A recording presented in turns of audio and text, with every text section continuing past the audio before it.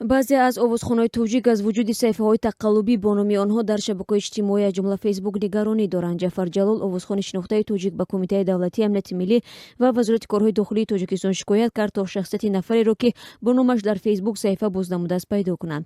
Ин овозхон рӯзи 30 май ба Радиозодӣ гуфт, ду саҳифа бо номи ӯ дар фейсбук ба нашри назарҳои зидди давлатӣ машғул аст, назарҳое ки Ҷафар Ҷалол онҳоро хилофи андешаҳои худ медонад. Ҷафар Ҷалол, сарояндаи 54-солаи тоҷик, бештар дар мавзӯъҳои ватандӯстӣ тарона мехонад ва сурудҳояш пайваста аз шабакаҳои телевизионии давлатӣ пахш мешавад. Аз ин рӯ мегӯяд, бо ифтитоҳи саҳифаҳои тақаллубӣ ва назарҳои интиқодӣ нисбат ба ҳукумат ӯро бадном карданианд.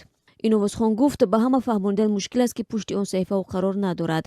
Саҳифаҳои фейкӣ дар бахши тоҷикии шабакаҳои иҷтимоӣ бо номи овозхонҳои зан зиёд ба назар мерасад.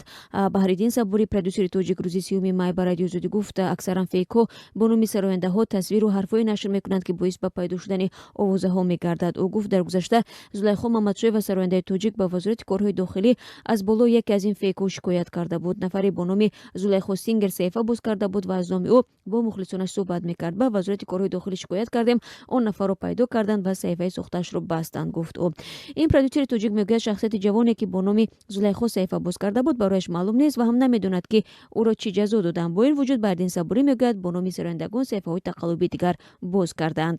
боз шудани саҳифаҳои тақаллубӣ бо номи афроди маъруф дар Тоҷикистон зиёд ба назар мерасад. Аксаран бо номи мансабдорон, сарояндаҳо ва рӯҳониёни шинохта низ чунин саҳифаҳо боз шудааст. Фейкҳое, ки бо номи афроди шинохта фаъол ҳастанд, ҳадафҳои гуногунро дунбол мекунанд. Саҳифаҳое, ки бо номи рӯҳониёне мисли Ҳоҷи Мирзо ва Эшони Нуриддин кор мекунанд, танҳо бо таблиғи мавъизаҳои онҳо машғуланд. Қаблан ин рӯҳониён доштани саҳифа дар шабакаҳои иҷтимоиро рад карда буданд. Дар саҳифаҳои сарояндагон ва мансабдорон бештар назарҳое нашр мешаванд, ки хилофи дидгоҳҳои онҳо ҳастанд. аз миёни мансабдорон бар асоси мушоҳида беш аз 10 саҳифа дар Инстаграм ва Фейсбук бо номи Рустами Эмомалӣ, шаҳрдори Душанбе, фаъол аст. Дар ҳафтаи гузашта ду саҳифа бо номи Шаҳрдор дар Фейсбук боз шуд, ки аз сокинон даъват мекунад, то арзу пешниҳодҳои худро расонанд.